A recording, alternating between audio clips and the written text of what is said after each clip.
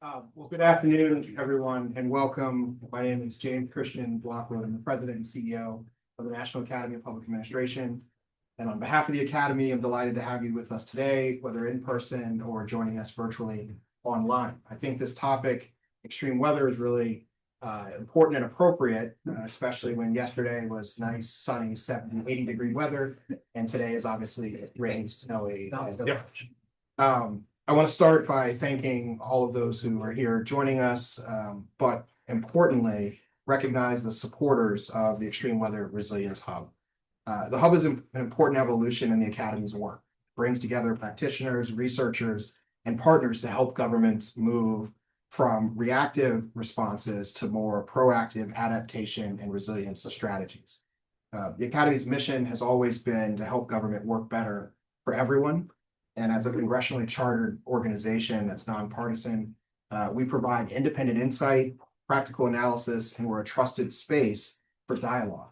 We have over 1,000 fellows who are leaders across the different fields, federal, state, local government, academia, and the nonprofit and private sectors. Their experience informs our work and ensures that our recommendations are grounded in real-world expertise. Today's discussion, whether data gaps, adapting to extreme weather with imperfect information, reflects that mission. State and local leaders across the country are making high-stake decisions amid uncertainty about extreme weather impacts, resources, and the data systems that they rely on, while federal support also evolves.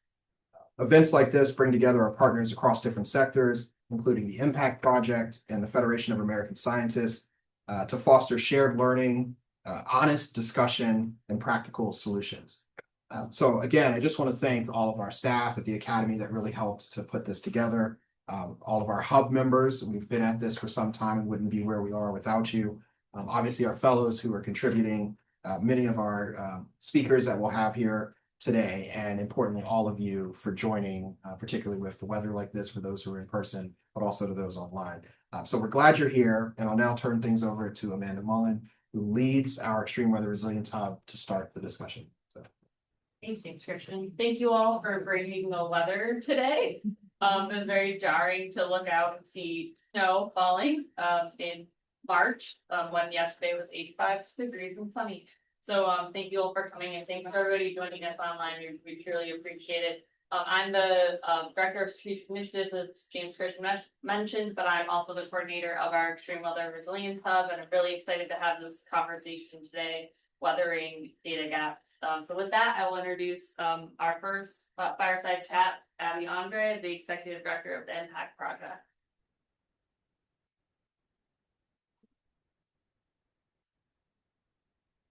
Great to have you here, Abby. It's been enjoying our conversation since we first met. It'll come up at some point in time, but we really nerded out about disaster recovery fragmentation. So when you find somebody who's like read your GAO report and used it to write her own report and evolve the conversation, you're like, yes, you are my person. I found you. So happy to have you here today. So I really want you to just set the scene. What is the problem that you and your co-founder, Jonathan, are aiming to solve with the Impact Project? Yeah, so a little background. I'm a former Fed. I was at DOJ for about a decade and spent most of my time there working on the Deepwater Horizon oil spill. So in one way or another, I've been looking at disasters for most of my career. I am a social scientist and study systems. And in February of last year, I started looking around for tools to help people understand what the impact of some of the changes to the size and scope of federal government would be. And I really didn't find anything that I could help my in-laws and my friends like translate what cuts at the federal level would mean at the local level. And that's how Impact Project was founded. So we like to say that we crowdsource democracy. We're a nonpartisan data aggregation and visualization group. And we have been addressing this question about what to do in this time of change while gaps are being created at the federal level, services are disappearing, and relevant to today, that data is really missing. Either it's been made less accessible, it isn't being collected in the same way, it isn't being sent out in the same way because of staffing changes. all of these things make it really hard to understand how to respond, and people don't know what to do. An impact project is trying to serve in the ways that we can with the expertise that we have as part of kind of a quilt of solutions that are emerging across the country. Excellent. I mean, I think that's what we're seeing a lot of the academy is perhaps people now having this, leaving of the federal government, and there were these problems that we were observing when we were in the government, and now is an opportunity to go out and try other ways and other approaches to addressing some of these things. So I think that's what I view that the Impact Project is starting to do, and the Academy in our work with the Extreme Weather Resilience Hub, and really looking at place-based solutions to adaptation challenges, looking at governance structures, financing structures. So it can be viewed as an exciting opportunity. Well, there's a lot of other crazy things happening. So as our nonprofit organizations, such as the National Academy of Public Administration and the Impact Project, and others in the space, Climate Central, Tom, who's here today, how do we best support our state and local governments during this time and to help fill those gaps? So we really approach it in 3 steps. We've really spent the last year exploring what's happened by aggregating lots of data into local maps. So we see a government change, we identify it using diverse data, whether it's news articles or government data or direct testimonials. We track the direct and indirect impacts, and then we also track community responses. So we are trying to create kind of this whole arc of a story about how a ripple at the federal level trickles down. And you know this, that in the disaster context in particular, the local level is so key because that's where these disasters occur. And conversations have been going on for decades about what the appropriate role of the federal government is within disaster management, given the need for really tailored local solutions. So that's what we do, and we put them in these maps, and we've done all kinds of mapping over the last years with various partners. But the disaster question is of particular interest to us. Excellent. So in thinking about kind of the evolution of where we're at, this is potentially an opportunity to transform government.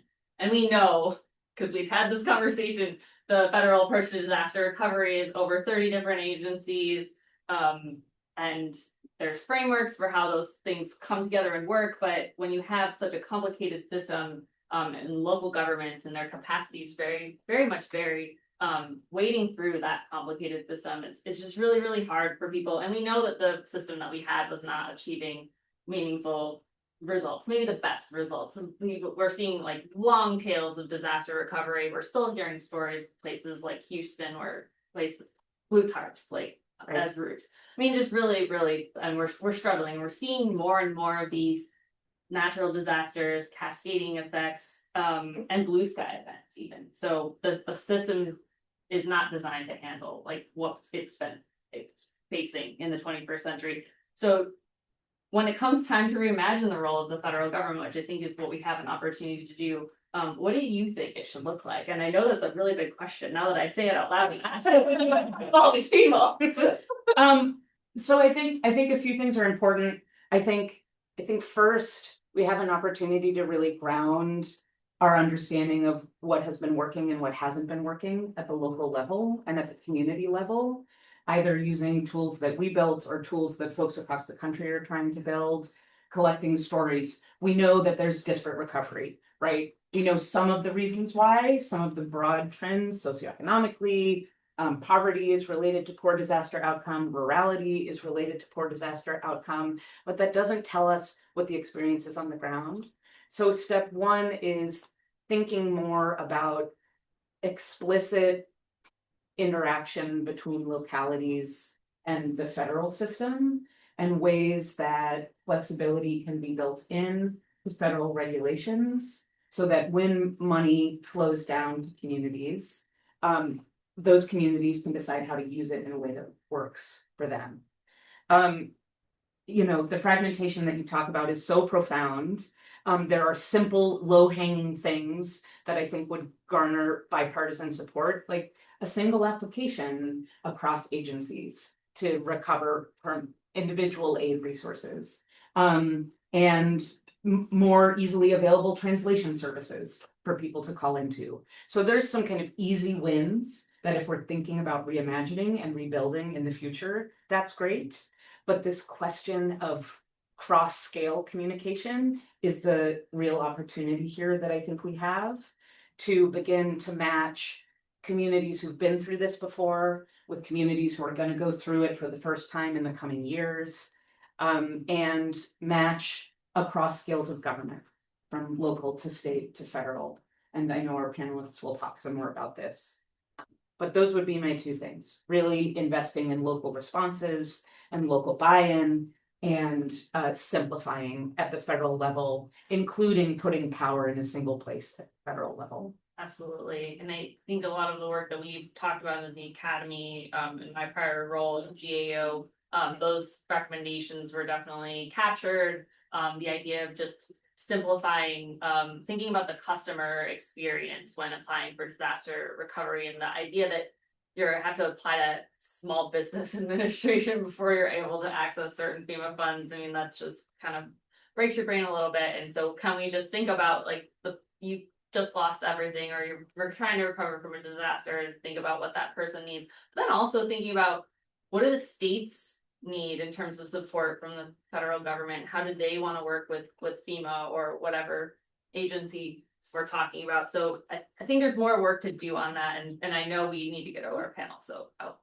pause there. Future conversation for us to cover. So as we pivot to today, our weather data gaps, adapting to extreme weather with imperfect information. Before we get to the impressive panel of people that are going to talk about this stuff, can you unpack that title for us? And what do we know about the shifting federal data landscape as it relates to adaptation to extreme weather, and how might this affect our state and local decision makers? Yeah, so what you'll see on the screen is the impact project's climate and energy map, which we have not published yet, but it's something that we've been iterating on. And it tries to capture the complexity of this like title and question. Because when you think about disasters, you're not just thinking about extreme weather events anymore. You're thinking about heat and cooling patterns, accessibility to food, accessibility to medical care and pharmaceuticals.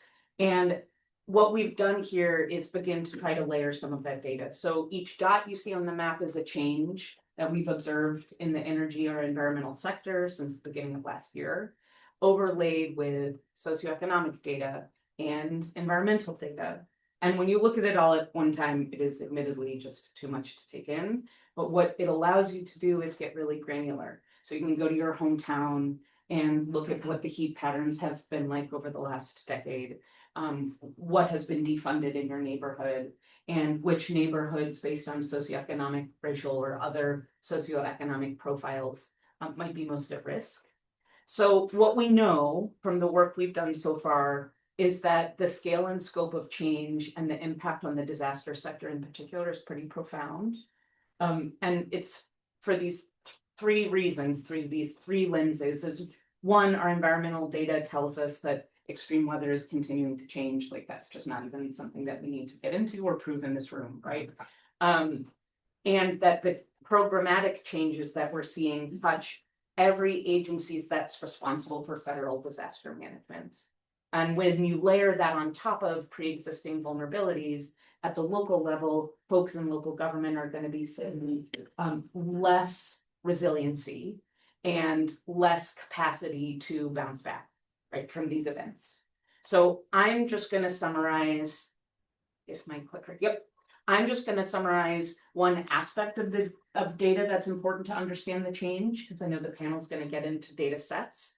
But I've just summarized some of the staffing changes that we know have happened based on the most recent release of OPM data.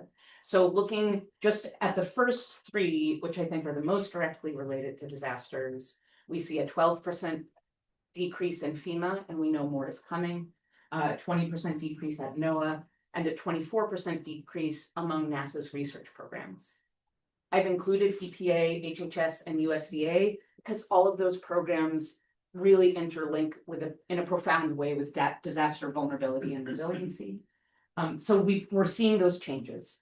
On the upside, what we're seeing is a push against some of the changes. So a district court ordered last Friday that BRIC funding be released immediately to Massachusetts. Right, so we're not at the end of this story at all. It's still really evolving. But right now, these staffing changes are having a downstream effect on our ability to collect and transmit disaster data. Alrighty, well, with that, I think this concludes our little fireside chat, and we're gonna pass it over to your co-founder, Jonathan Gilmour, to lead us through our next session. Thank you so much, Abby. Of course, thanks for having me. Next, have the panel come up and join me.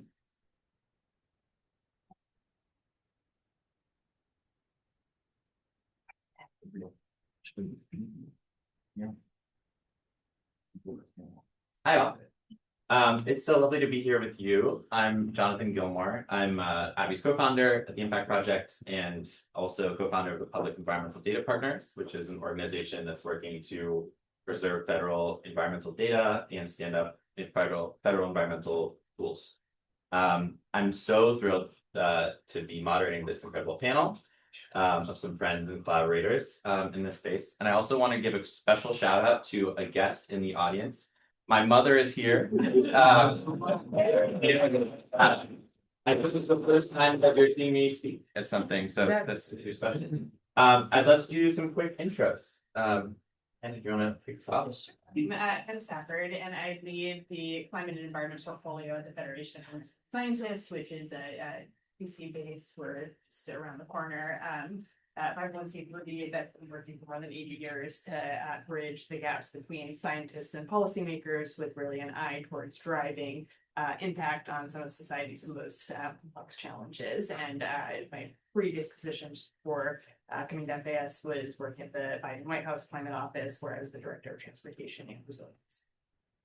And I'm Denice. I work with Hannah at Federation of American Scientists. And since the election, we've been a group of federal data watchers, and I have been monitoring changes to federal data, mobilizing stakeholders to give input about how important these data are and telling the story about why it matters. Before that, I served as the chief data scientist of the United States. And relevant to this conversation, I lived in New Orleans for more than a decade.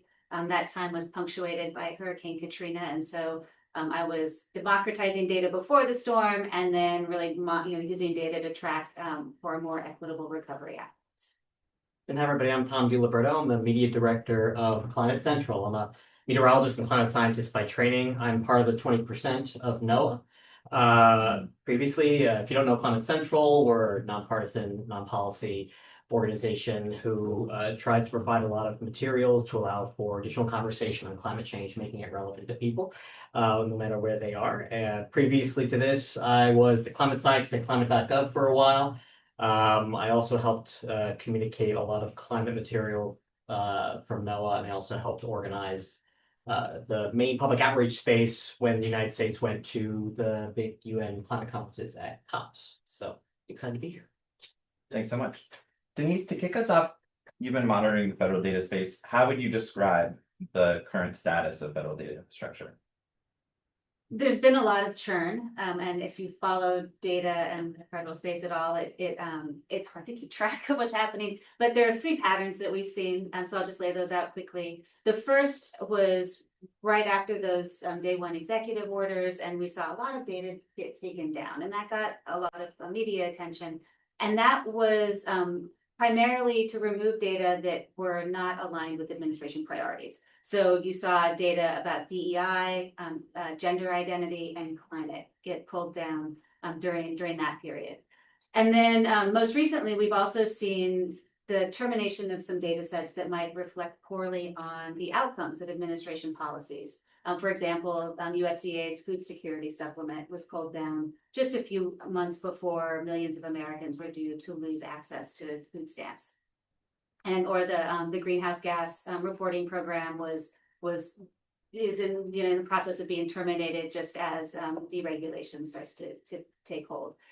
But those are really sort of more targeted removals of data or terminations of data programs.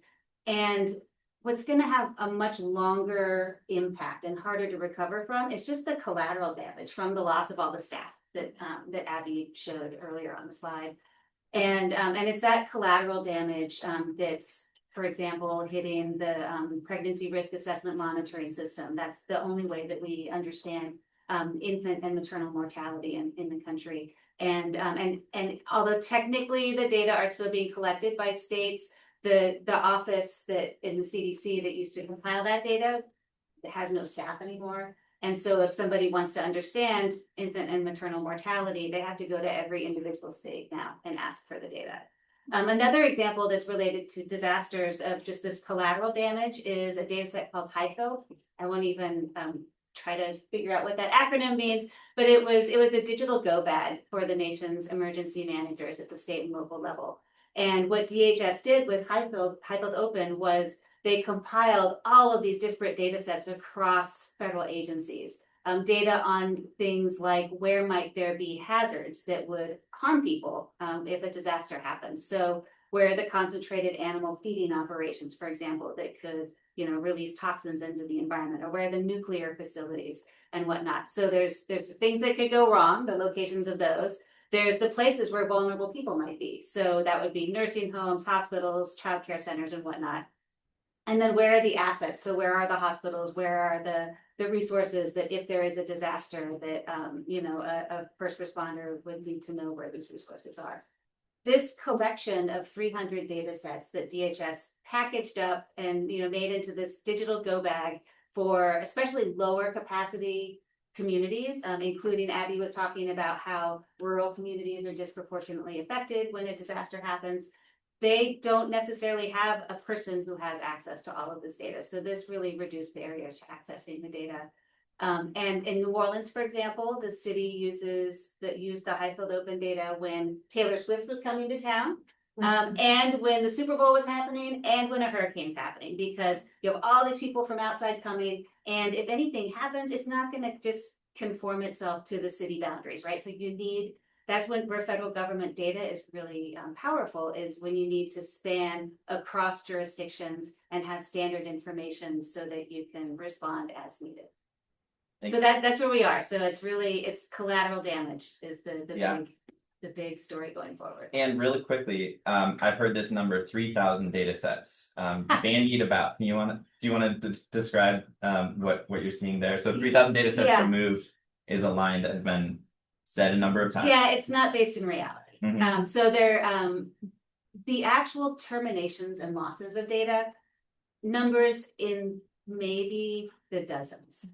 It's actually a relatively small amount of data that has actually disappeared. Mm-hmm. That 3,000 number was sort of an assessment after that January purge of the data when it came down to remove DEI and some of the other topics.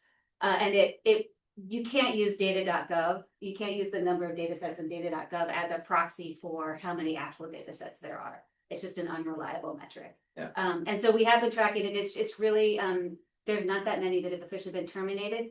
What's killing us though is the ambiguity of every single data set. Like, are there staff who are able to produce the data? Did the contracts that are required to keep that data flowing, are those contracts terminated?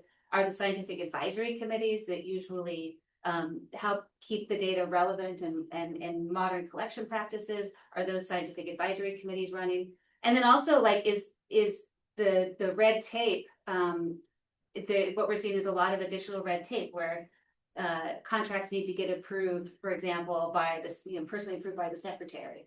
And that can just create a political bottleneck to getting things done. So there is the number of disappeared data sets is not in the thousands. It's probably in the dozens, but the risk is to all of the hundreds of thousands of data sets in the federal space. Well said. Thank you. Hannah, Tom, do you have any thoughts on that, on the state of the federal data ecosystem that Denice didn't touch on?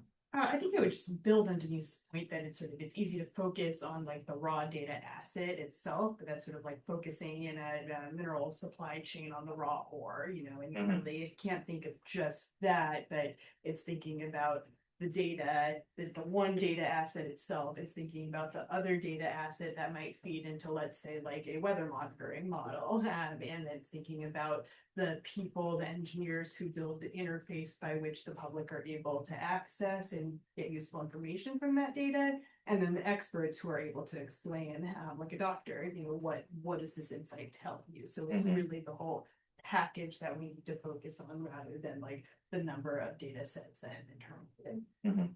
Yeah, data sets is just numbers, right? It's just numbers that without context is meaningless. And if you don't have the experts and the tools that be able to help translate that to actually help make decisions at a local level, I think a lot of that is where we see it's the tools that utilize the data sets that are no longer working. It's these extra step to help basically make it know what these data sets are doing that has been hit by whether the staffing is gone, the tools are no longer being updated, so they're just slowly breaking on the internet. And just the ambiguity and the lack of trust now, with people just not trusting either what they can find already on the internet or on a federal website, or just not being able to get the answers when they need to. Yeah, thank you. So I want to turn really quickly to the audience. What do you all think are some of the most substantial data gaps that we can see in adaptation and resilience, especially in light of the shifting role of the federal government? So you can raise your hand and shout these out. If you're online, feel free to drop these in the chat. What's your favorite data gap? Yes.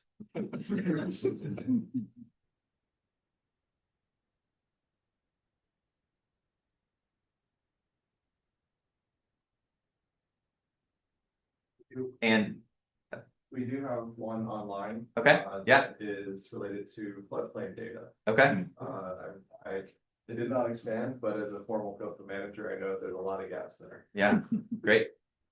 Paneet. Speaking to Highfield Open, even when it was still around, there were a number of data layers within it that were just not maintained well enough. So, as valuable as Highfield Open was, there certainly were aspects of it that could have functioned better, and particularly like the hospitals data layer. That's been a big point of discussion among folks working on Highfield Open alternatives since it was taken down, trying to figure out where can we find potentially a more up-to-date hospital stat set, and more complete and better, more precise in how they define what a facility is that meets the definition of hospitals. So there's all kinds of relevance to that in emergency management and disaster preparedness and such. Yeah. And I'll give a quick shout out to Paneet. If you want to talk about Highfield, talk to Paneet. Paneet's working on a really cool project. So afterwards. I'm not sure if this actually does exist, but like climate resiliency and data center infrastructure. I mean, there's a lot of extreme weather events happening, flooding, snows, whatever. And like how data centers are going to be impacted right by that since they're getting connected to the grid like in pressing years. So that's like a data gap that I've been noticing that hasn't been solved yet. I love to talk about data center data gaps. There are lots. We don't need to right now, but that's a big topic. Yeah, great. Yeah, we've been working on this question for 5 years with leaders from China, US, and Australia. Core data gap is the absence of consumer guide. We all focusing on the difference between local and global. Core questions, for example, the conceptual questions of downscaling, right? No granularity. Second question is the crappiness of federal data, particularly there's tons of it, but please talk about Atlas 14 and what's going to happen to Atlas 15. And third, cascading. I think you're all familiar with the RAND report for NOAA in 2022. You're all familiar with that. The only document that actually analyzes some of the extant FEMA, First Street, Rhodium, RAND finds they're all fundamentally deficient. So is the big data gap, is there any consumer guide? And also comment on, for example, you're all familiar with Cal Tracker. Where do you see Cal Tracker? Is there any analog? Thanks all. Hearing some of those, Tom, do you want to respond? How are you thinking about some of these patterns and data gaps? How are you taking what you learned in almost 15 years at federal government into your role at Climate Central? Yeah, so folks know what Atlas 14 is. It's a boring name for an incredibly important data set. It basically gives like the recurrence intervals for rainfall amounts and across the country. So you can say like what is has a 1% chance of occurring in a given year over a certain time scale, whether it's like 30 minutes an hour, yada yada, however it goes. Atlas 14 is it's used by lots of planners, it's used by the insurance industry. It does not take into account climate change. So Atlas 15, because we decided just to add a number to it besides the name of something better, was supposed to kind of come in two different parts that was going to have a climate change component to it. So we can start looking at projections of what this would potentially look like. And I don't know what the latest is. I believe they got rid of that part of it. And they were just going to focus on just, again, updating the static trends in a world that's not static. And it's again, like we already knew Atlas 14 was out of date the moment it came out. Atlas 15, then, if it doesn't incorporate some of these things, is also going to inherently just be out of date by the time it comes out. But we know it's going to be used by many people to make decisions on flash floods and building and a lot of investment in where to build, let alone getting into flood maps and all of that. And it's obviously where am I going with this? But it's a huge concern that like this was a lot of effort was put into trying to make this possible. But we also recognize that there are other outside federal entities that are trying to provide some kind of fix for where we're missing some of this data. But it's really hard to replace the federal largesse and to replace the federal government. You can't do it as a whole, right? So you can kind of try to pick and choose, but even then it's difficult. So at Climate Central, we restarted the $1 billion disaster data set. And we literally have the person at NOAA who created the $1 billion disaster data set, Adam Smith. Perfect name for a data set like that. And while it may look like it was an easy thing to do, to bring that from NOAA to Climate Central, it was not easy, and we have the person who literally did it.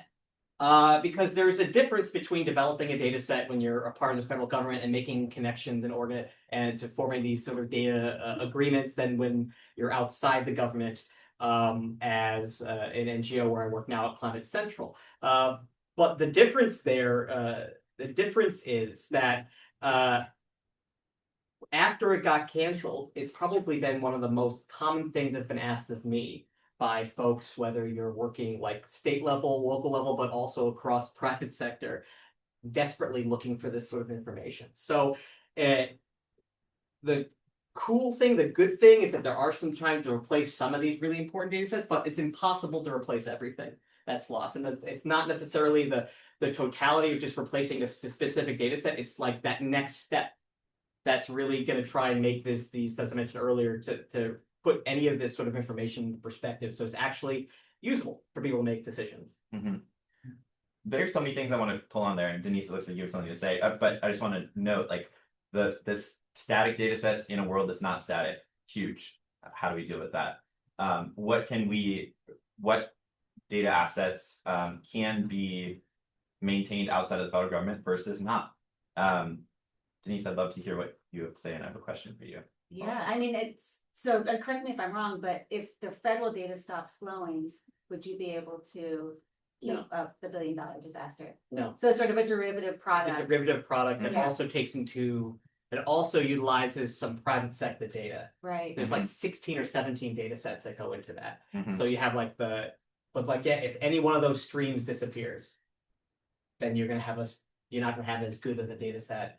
And you have to have connections, and you have to have agreements for all of those. If we didn't have Adam, who knew those connections already, really hard to recreate. And I think that interdependency is something that's just deeply underappreciated by people who don't have sort of very a lot of technical closeness to data and models. A big focus area of my program at FAS is wildfires and wildfire resilience, and this is actually one of the few I would say bright spots for federal environmental policy right now is around wildfire. There's actually considerable bipartisan interest within Congress, and then considerable interest from the highest levels of this administration in making meaningful science-driven progress on wildfire. And what that has looked like it sort of, not to put too fine a point on it, it's kind of saying like, yes, we'll preserve everything that says wildfire, right? But it turns out that like to do a wildfire model that's not just coming out of USDA and the Department of the Interior, which are the agencies that sort of have jurisdiction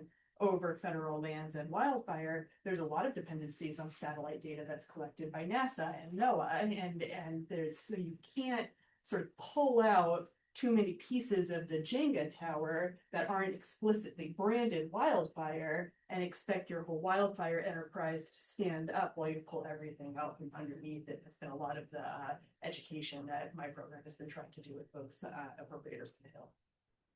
And how's that going? It's been, I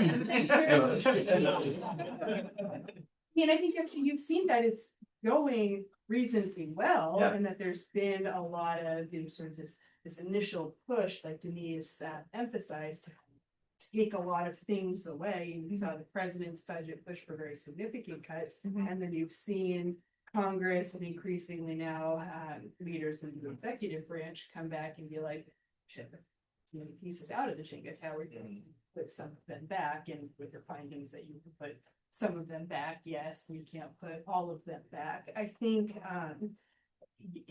it's also an interesting point to say, okay, what are the pieces that really need to be put back at the federal level because they are so critical or so expensive that like we cannot imagine having them exist outside of government, whether that's by a private sector entity or whether that's by some national public sector entities. Satellite data is an excellent example of this, that like they are expensive. There's a lot of like considerations with launching and maintaining satellite data that like it makes sense for federal government to do that. But other data like ground sensor data, ground sensors have come down in a lot of instances to be much more affordable than they were, you know, 5, 10, 20 years ago. And so a data set that we might have historically thought that only, you know, sort of USGS was capable of or best positioned to capture, maybe now is a time where we can kind of like push really hard on the stuff that must be federal while thinking about more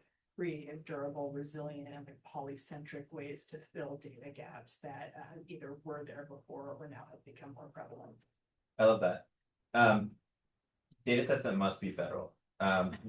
Denice, do you have thoughts on that? Yeah, so I think Hannah addressed it to some degree, and just building on that, if you need data set to be comprehensive, so it needs to be for the entire nation, for example, just in post-Katrina New Orleans, I remember using Google Street View as just to see if we might be able to look at property conditions, you know, how well the recovery was going across neighborhoods.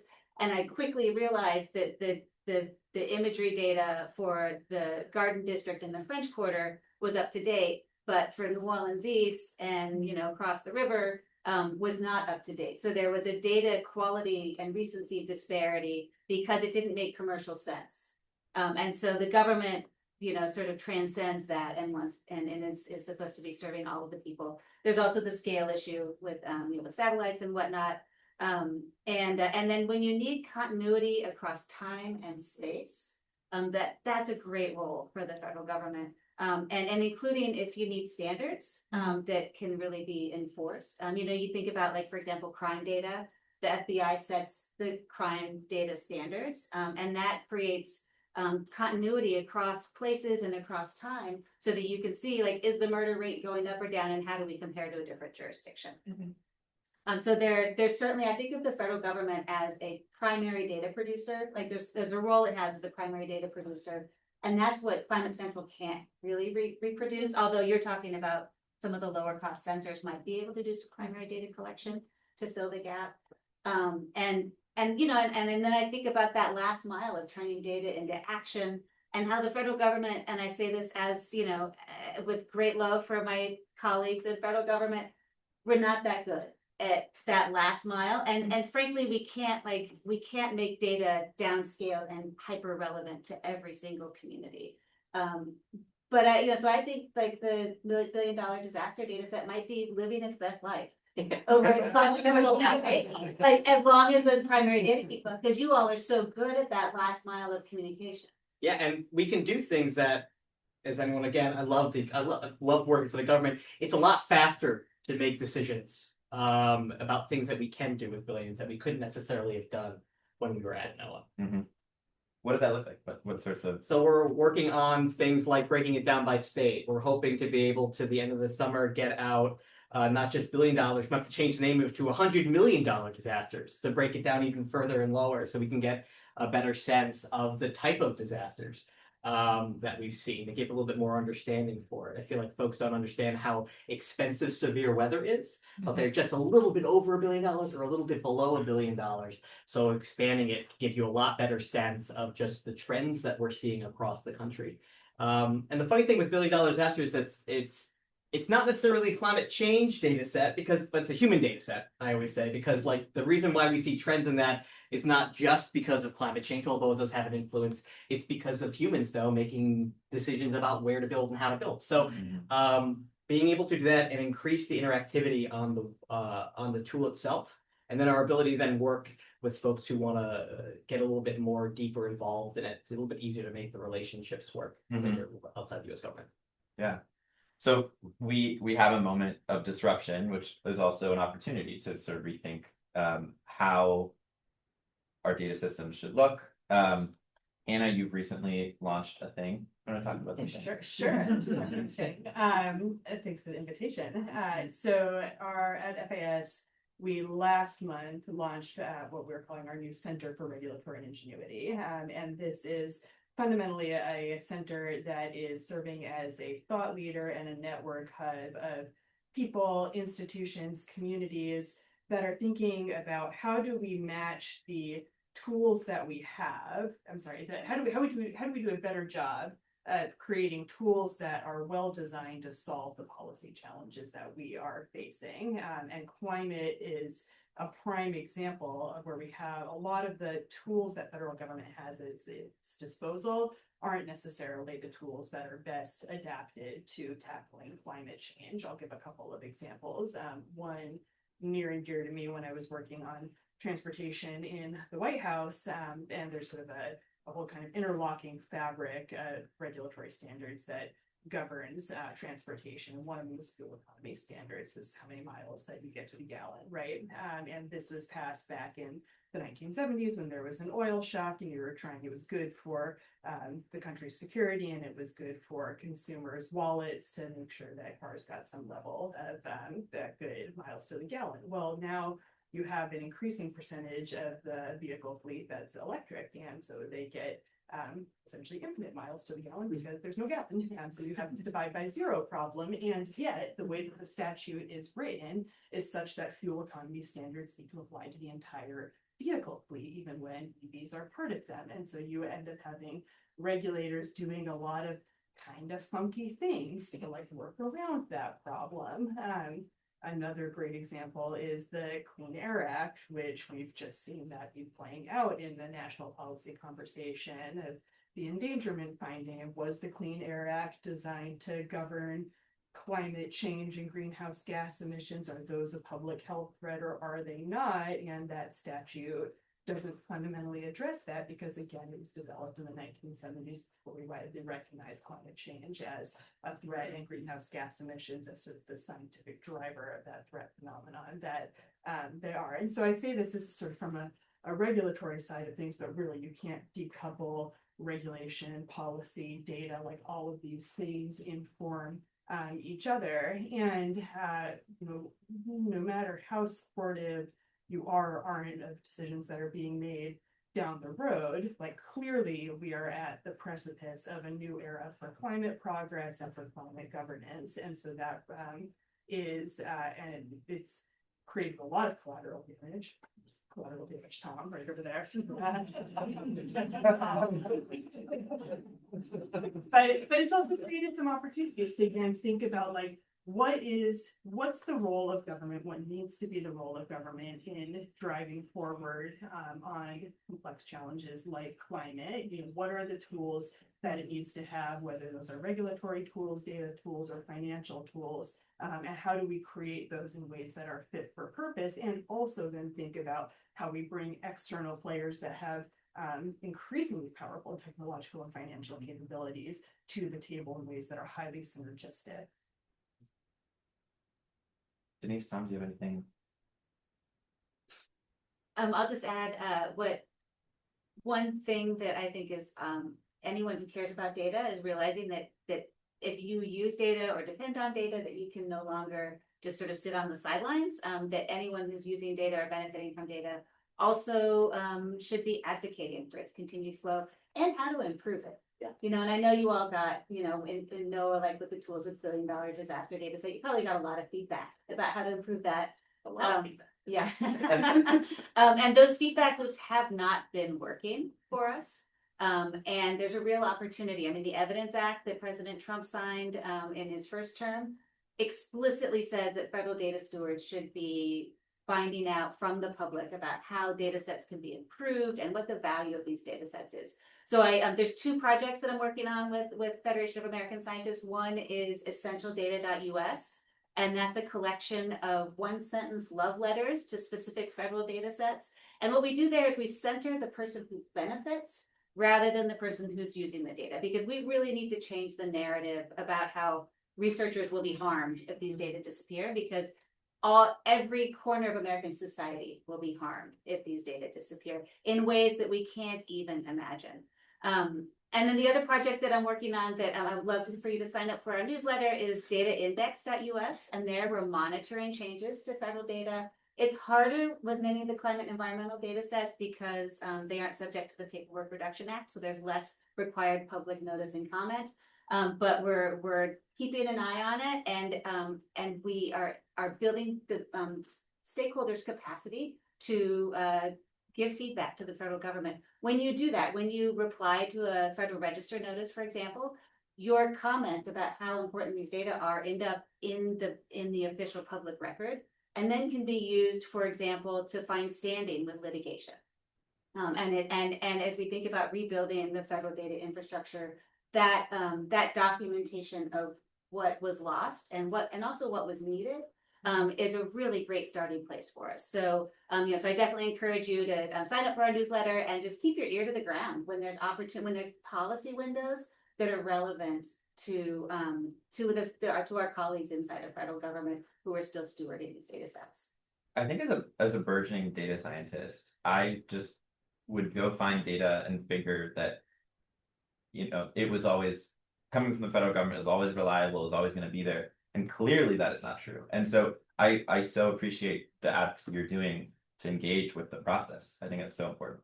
I also was wondering if you'd give us 1 or 2 examples of those data love letters. Yes. So one that is near and dear to my heart is the North American Bat Monitoring Database. And if you think about why does USGS need to monitor bats? Well, turns out that bats provide billions of dollars of free services to America's farmers by eating harmful insects. And if you want to protect that service, that free service, you need to protect the bats. If you want to protect the bats, you need to know where they are. Also, knowing where they are makes it easier for permitting to happen. So if you're installing a wind farm or expanding the mining operations or putting in place an overpass, you can mitigate harm against the bats by knowing where they are, and you don't have to count all the bats themselves. And then surprisingly, there's some research that shows that in agricultural areas where bats have disappeared, that infant mortality goes up because the farmers have to use more pesticides, and that has a negative impact on infant health.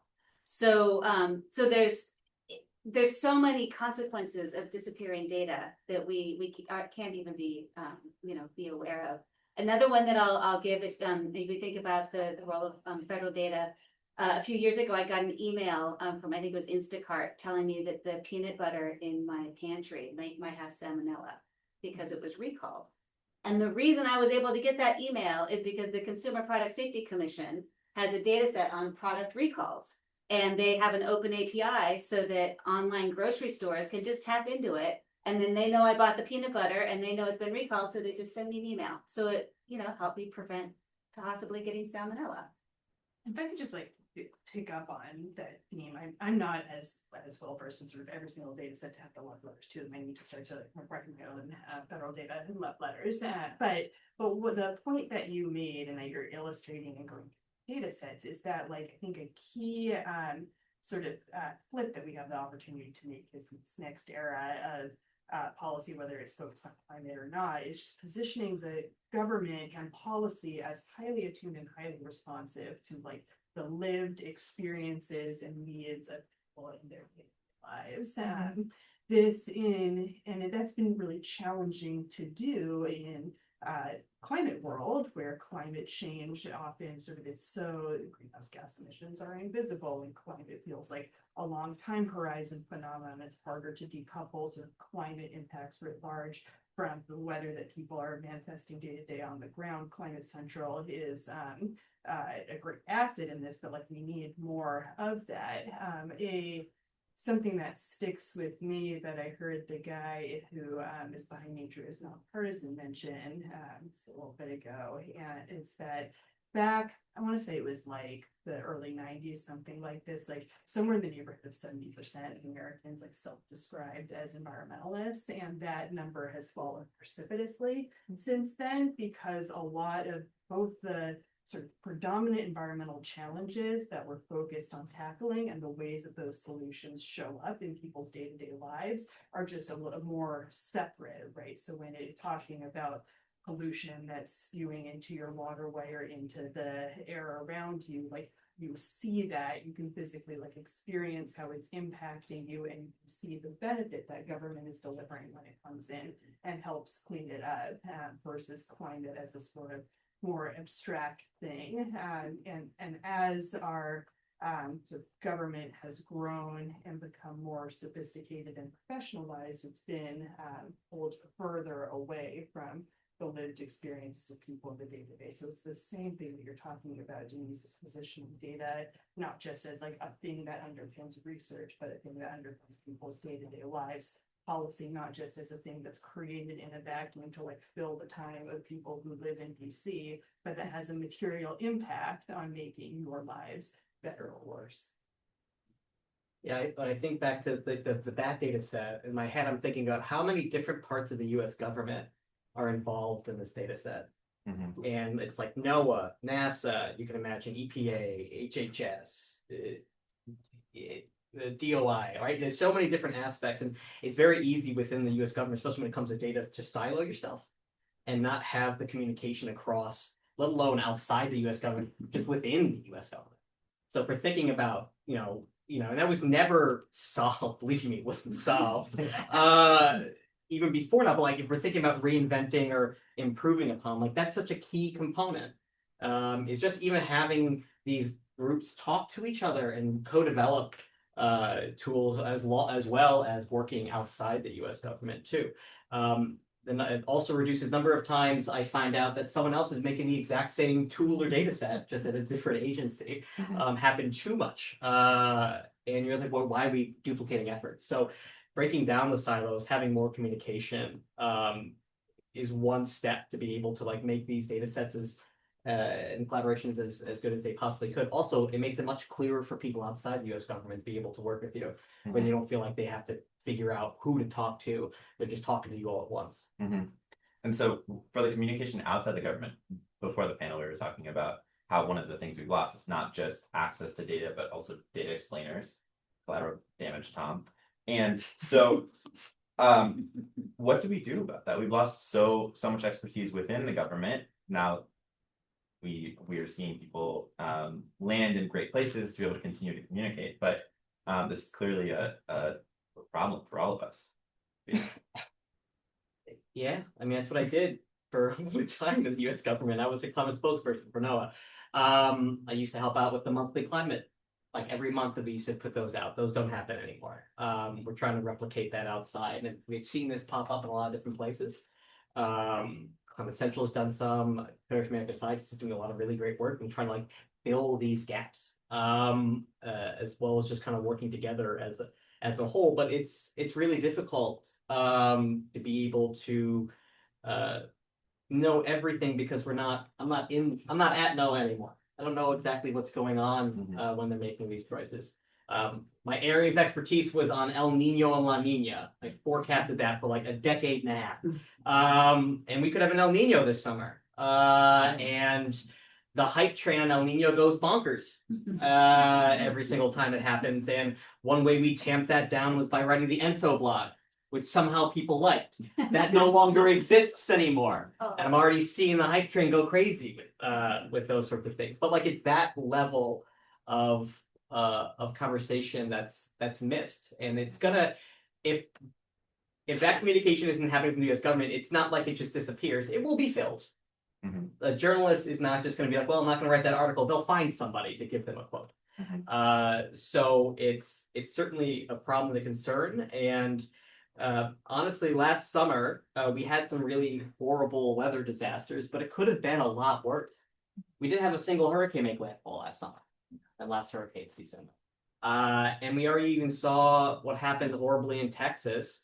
That's not a unique to Texas thing.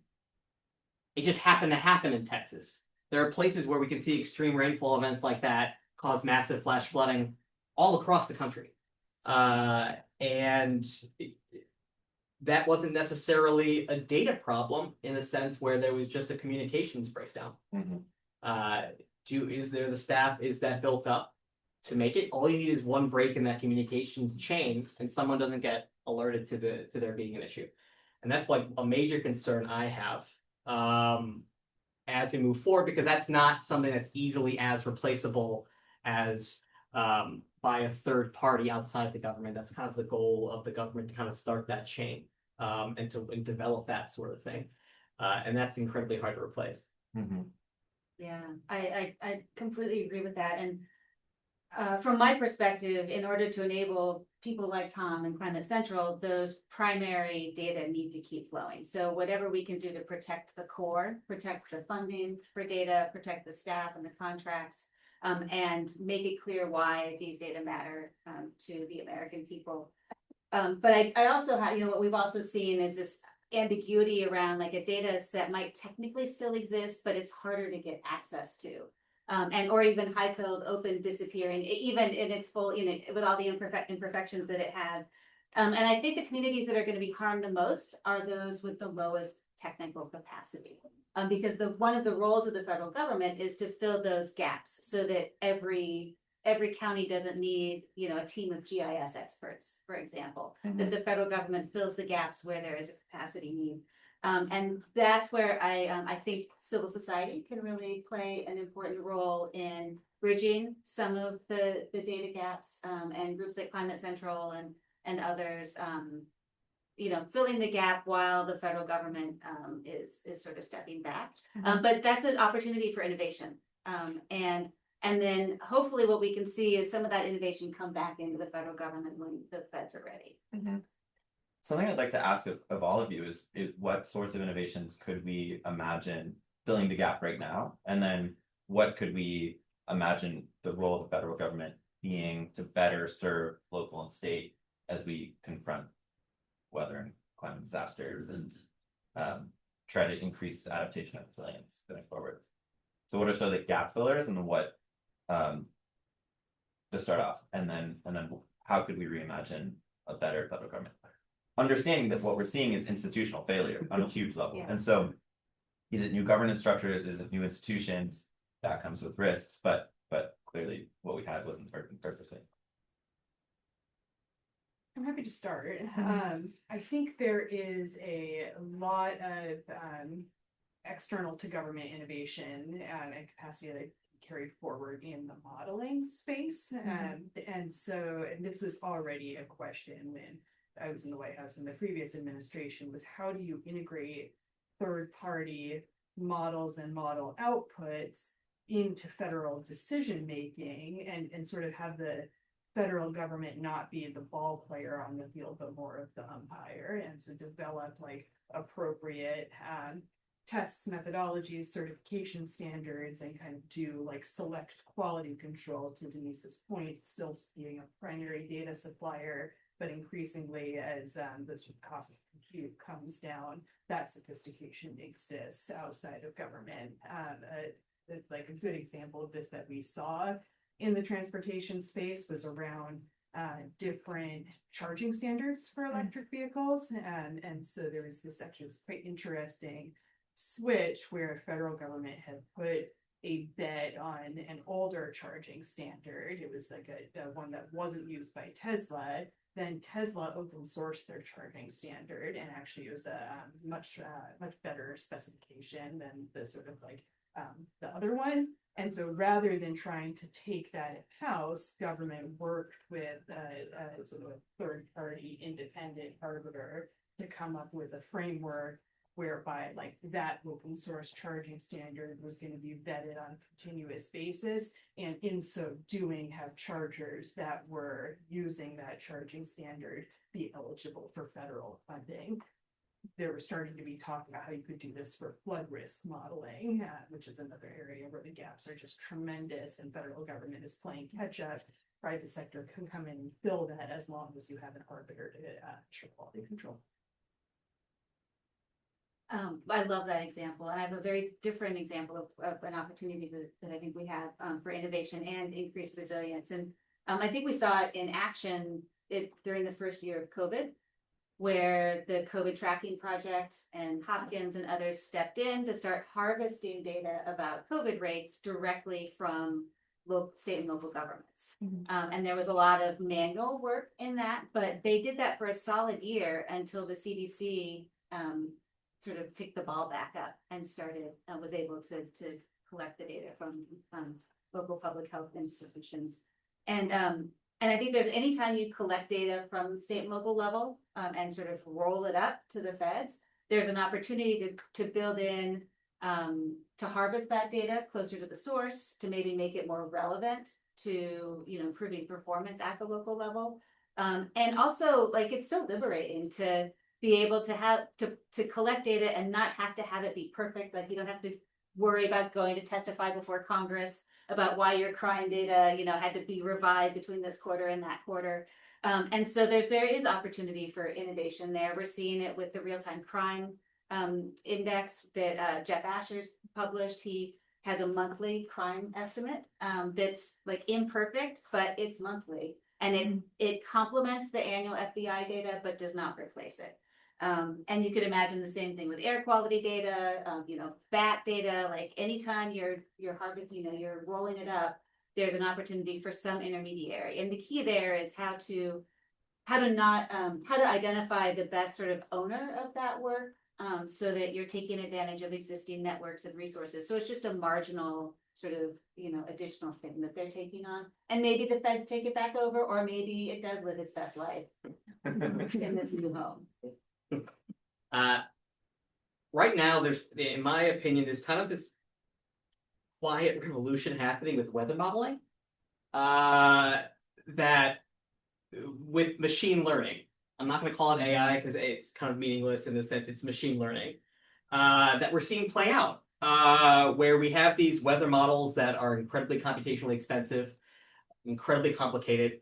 NOAA runs a lot of them, these different models for different things, and we're kind of constrained. NOAA's constrained by, it's kind of constrained by just how many things you have to run with supercomputing power. But we have third parties, we have private sector and other groups who are coming out with these machine learning weather models, trying them out in real time. And there is they're performing pretty well, and you can run them a lot quicker, and you can run a lot more of them. And the ability to take that information and not replace, it's an additional thing to allow. Right now, there's more information for meteorologists across the country to make a better forecast than has ever existed before, at their fingertips, which is good. Now, there might be too much data at some point where it's going to be hard to be able to make decisions, but this ability to be able to take outside third party and use that to help improve the abilities for forecasters to make forecasts when we're dealing with increasing extremes in a lot of different ways is only going to be helpful. And that innovation can be sometimes slow within the US government, especially when it comes to weather model development. So you can have this sort of opportunity to develop these things that kind of have these advances happen, not necessarily, as I like this idea of not being the batter, being kind of the umpire in a lot of ways, when it comes to a lot of different data sets and setting standards for how to judge these things. So it's a fascinating time where people can like run a machine learning weather model on their home computer And there's a lot more advancement potential there, but it's only as good as the data you put into it. So when everything push comes to shove, all of these things are meaningless, especially when it comes to web models, if the data that you put into it isn't as good as it possibly could be. So what I'm hearing is it's not all hopeless.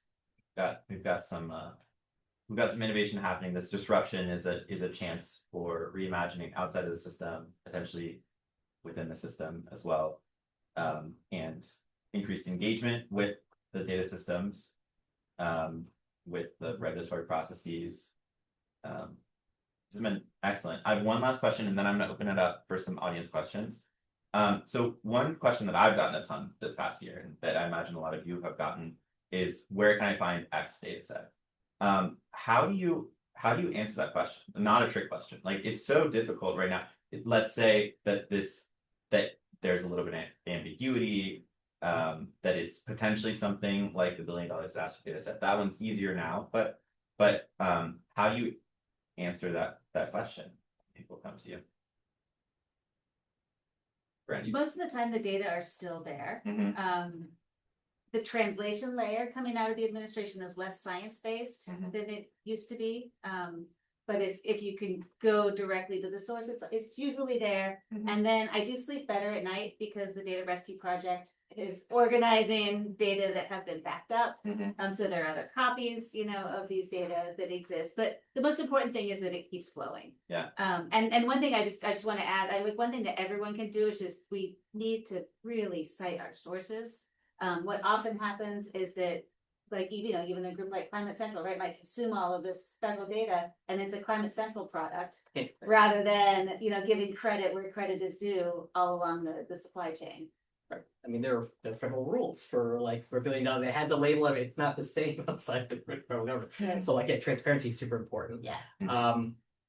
Yeah, I get asked that a lot. I sometimes I ask, like, did you just go to the link you went to before? Try that before before you ask. And if you have a contact within the government, send them an email, Mhm. and see what happens. And maybe you'll get a response, maybe not. But for the most part, a lot of the stuff is still there. It's hard if you're looking for a newer data. If you don't know what you're looking for and trying to find that's where it gets more difficult. And that's why I feel like there's so many folks who are in the US government who know that stuff, who have now left, that you could probably out a lot of folks, and send emails. Honestly, social media has been super helpful sometimes, Mhm. because you'll find out that someone left the US government who literally created the data set. And they'll be able to share it with you. But it's a concern. I think sometimes too, there's so much data in the US government that we don't even know when something breaks, until someone says something. So if something has broken, you should mention it, because it's very easy that people just didn't know. And it could have been for a benign reason, like a piece of legacy code written by someone 15 years ago stopped working, that they just need to flip a switch. So sometimes just reaching out will help get the data set back going. Mhm. I'm less of a deep data person than Denice and Tom, so if anybody ever came to me with that question, I would have them email all of you. But I do think that, when hearing you guys speak, it just points to this problem that the way that we often do data, it's both too much and too little, right? So it's too much, it's too much data and too many data sets out there for people to even be able to know what the information assets are, that you have to know what the assets are sometimes to ask the right questions. And just we can go back to the beginning of this conversation and the analogy of the crude, the mineral ore versus the finished product. The city of Boston is doing something quite interesting where they're piloting basically how can you use natural language models to access the city's data sets, but the city is going to basically put on an intermediate layer. So you want to make sure there's protections against a natural language model, the AI, hallucinating answers from the data set, but you still want people to be able to access those information resources without having to do a SQL query, So I think there's these opportunities for new tools to come in and help people navigate the data ecosystem, especially as it gets harder to find the assets that are there. And then it also like, I'm so grateful for Adam Smith, behind $1 billion data set, but like, it's a big problem that there's the one guy, I experienced this, like, again, like we were trying to do regulations on tires, and it's actually like, for reasons I won't get into, quite material to the emissions impacts of transportation. But there was like one tire guy at the Department of Transportation, and he was working on another project. And so we like couldn't do the tire regulations because he was the tire guy and he was like tied up, And so like, we also need to find these choke points in the system and fix them. And this is an opportunity as we go from like just putting all of our eggs in the federal basket to how do you make the data ecosystem more resilient?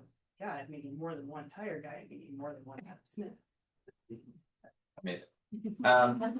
I'll turn it over to you all. What questions do you have? We'll have some online, I imagine. Yeah. You've talked a lot about government, but from practical experience, the people with the incentive and the bucks today are not the US government, but insurers and multinationals. How many of you, have you done any reports on the data sets that are proprietary? Examples, I work in Shanghai government officials lament that Elon Musk has a major plant there. He knows a lot more from his satellites than they do. If we're talking about Africa, the V20, the financial ministers, multiple countries, working with Swiss Re and the insurers with their data sets. If you're talking about health, the surprising example, the HIPAA, is Apple and Amazon, of course, can mine all the data the federal government can't.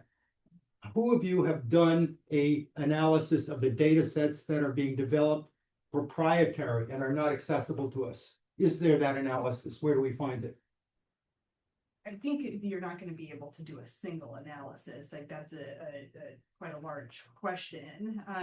I do think that like for some really critical industries, you mentioned insurance, and this is one of them. There's this perception that like the insurers have all of this data that they're making their rate decisions on. And actually that's like mostly federal data. They have proprietary models, but the underlying data is mostly federal. You also often, and I'll keep going back to like transportation land, where federal government like has data that's sometimes like just as good as private sector data because it needs to be for them to be able to be. I'm talking about one example. Again, you asked a really broad question, then so I'm just. But EDF, a nonprofit, had its own data set for methane, right? Its own satellite. Yeah, there's a lot of places where there's data, but the point I wanted to make is that like that when we were trying to develop the emission standards for cars, sometimes you had government data and government models because you needed to gut check what the private sector was telling you, and so they would sometimes come in and say, well, we can only possibly build a car that like is this efficient, and then you would like kind of run your model with the information that you had about technology and doing your own car studies and government funded labs to be able to be like, that might not be the case. I've always thought it's generally very hard to document all of the data. And what we haven't done a good enough job at is documenting what data needs we have. And so one way to make the problem more manageable is to identify the gaps in data needs. So for example, post-disaster, one really important data set is knowing which gas stations are open, because that helps people evacuate, and it also is needed for the first responders and their diesel trucks as they come in to restore power and whatnot. And the absolute best source for data on which gas stations are open is GasFund. Because they people who drive a lot get bonus points for crowdsourcing the price of gas when they stop, and then they can spend the money inside of the store at the gas station. And that is the best source. So how do we design a future government that where we can count on those private sector data sets that are going to do a much better job than any sort of regulation out of the Department of Energy to mandate that gas stations call in to report their status during after a disaster. So I think getting creative about that, but starting with what are the needs and where are the gaps? And then thinking creatively about what data can fix it. When I was in New Orleans, the federal levees failed and 80% of the city was flooded and we had a mass exodus. And before I even went home, I got a secondhand suit. I was in Arizona and I flew to DC and I went to the Census Bureau and I was like, hey, can y'all do a special census for us? And they were like, no, we wouldn't do that in this situation. Like you have to wait 5 years until the decennial comes again. And so we looked at NASA's like satellite imagery, the nightlights data. We looked at traffic data. We looked at utility hookups. It turned out the best data source to track repopulation was the data that's the company that sends you junk mail, those missing children's postcards, right? Because it's USPS data, but there's a value add because this company doesn't want to send junk mail to empty addresses.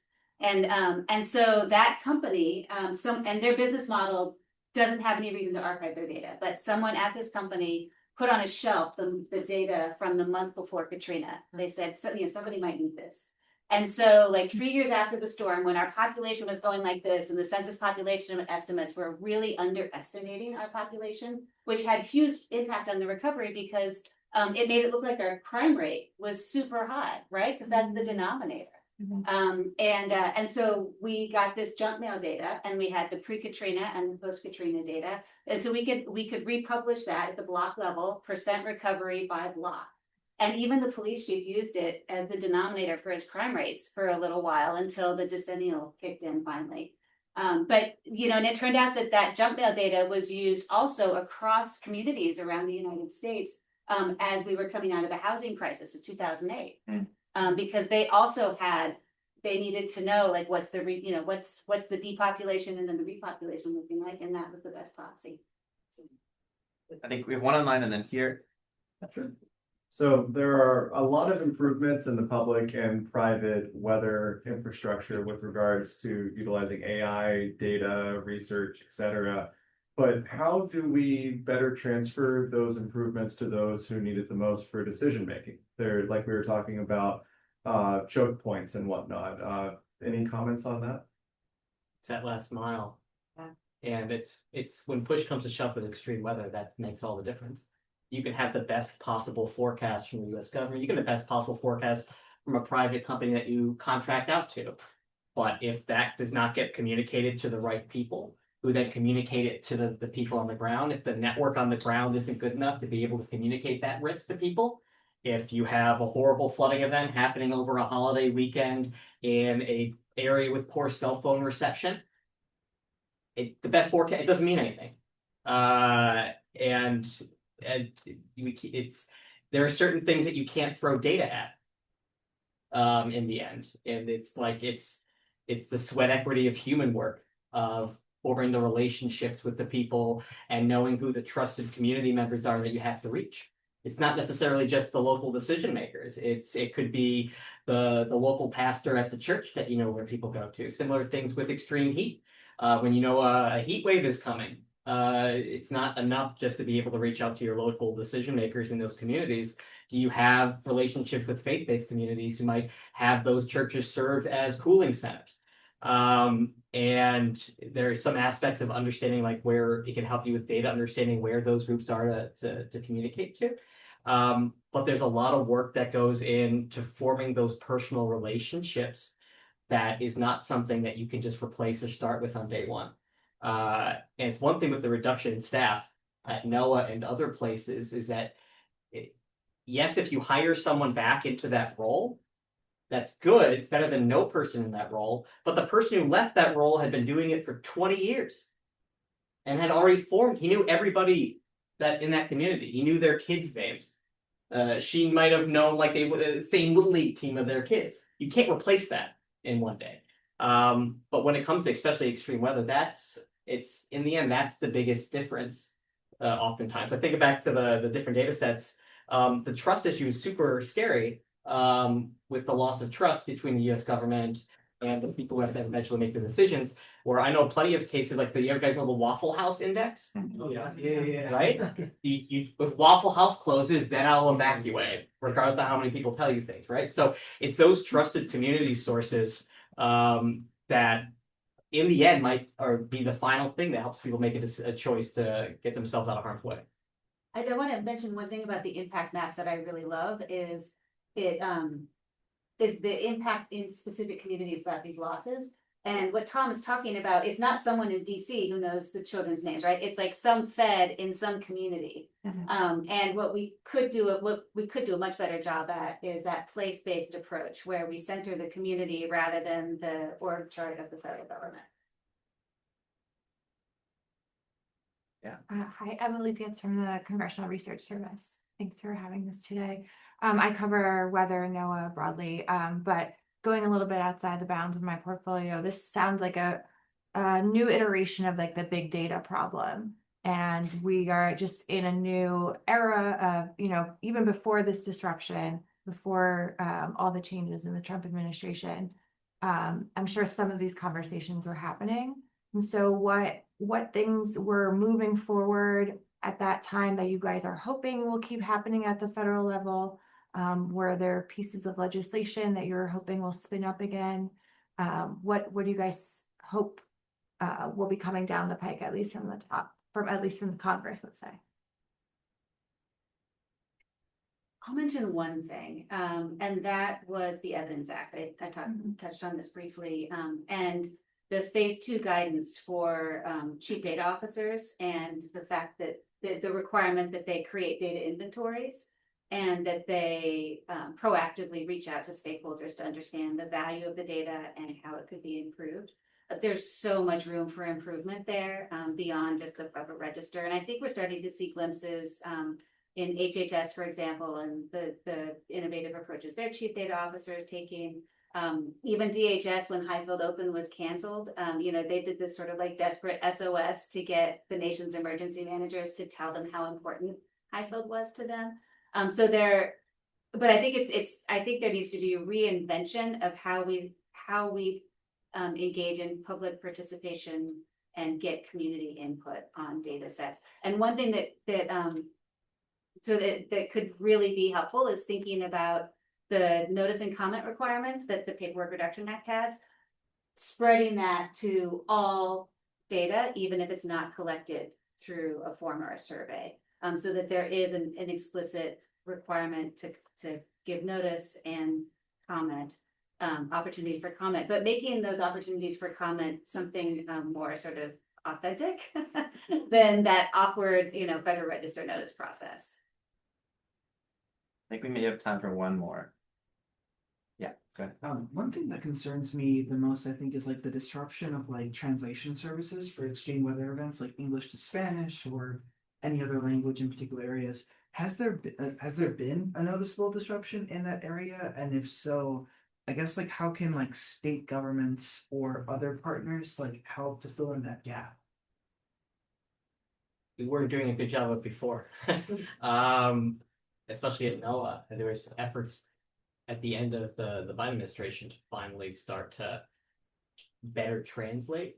It's not as simple as just like plugging it into an AI language model to like spit out the translation, because there's a lot of local knowledge and dialect knowledge for like how you translate watches and warnings into Spanish, for instance. It's different like Mexico versus like the Caribbean.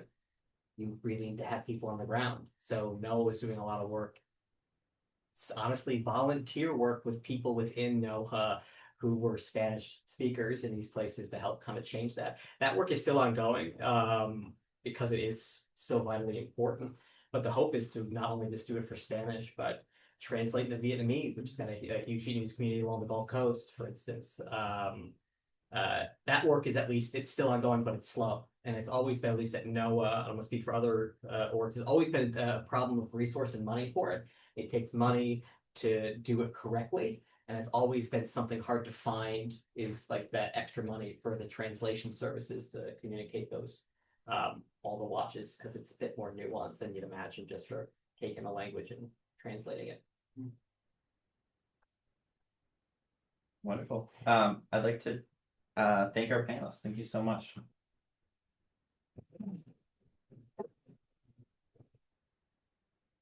I'm gonna apologize, this is gonna be awkward, but for the camera, I need to stand here. Thank you all for coming, virtually and in person.